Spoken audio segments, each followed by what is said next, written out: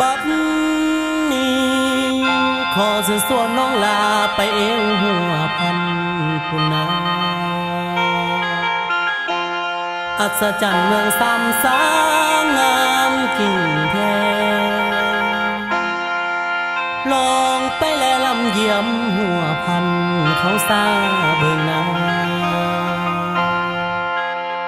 เหมือนสวรรค์อยู่ฟ้าเห็นแล้วที่ซึ้งเจอน้องเอ๋ย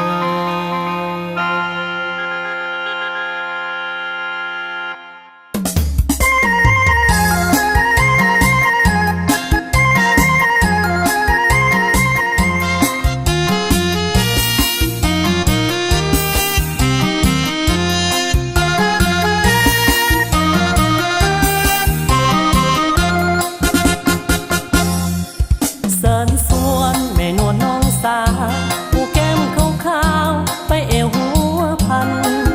ดินแดนมหัศจรรย์ผู้พากายกันดังสวรรค์สร้างมา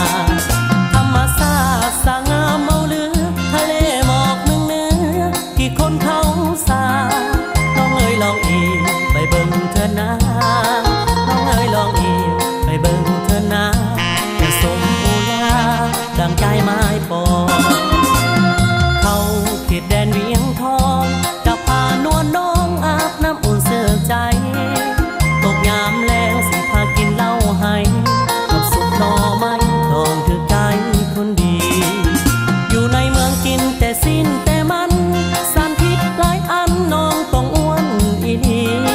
ไปเอวบ้านอายมีแต่ของดี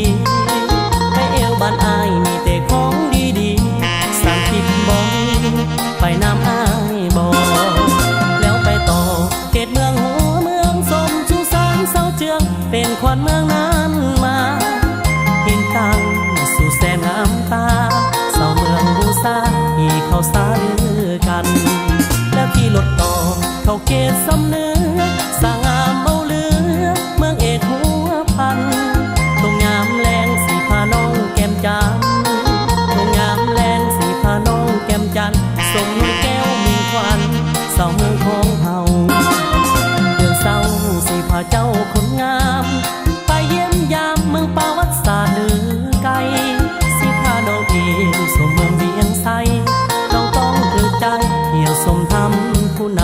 ำสมน้องเขตนำลอดตำพาสุดแสนงามตาหน้าแม่งามคำกินข้าวต้นสวยกับแก้วปลาบ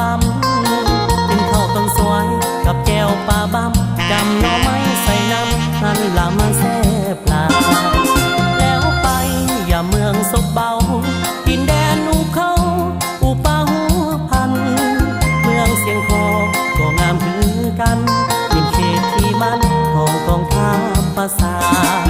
เมืองเอกนั่นก็แสนงามมีสายน้ำไหลผ่านลองมาผู้ซ้ำเศร้าที่เขาลืมซาผู้ซ้ำเศร้าที่เขาลืมซางามแค่ละนาท้องฟ้าเมืองซ้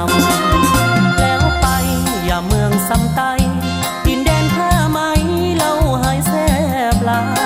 ผู้พันมันอายมีแต่ของถึกใจจะซื้อสิ่งใหม่เป็นของขวัญคนดีอายบอกที่เบลดอกนาทุกสิ่งเมามาเป็นจริงอีดีไม่เอวบ้านอายเถิดนะ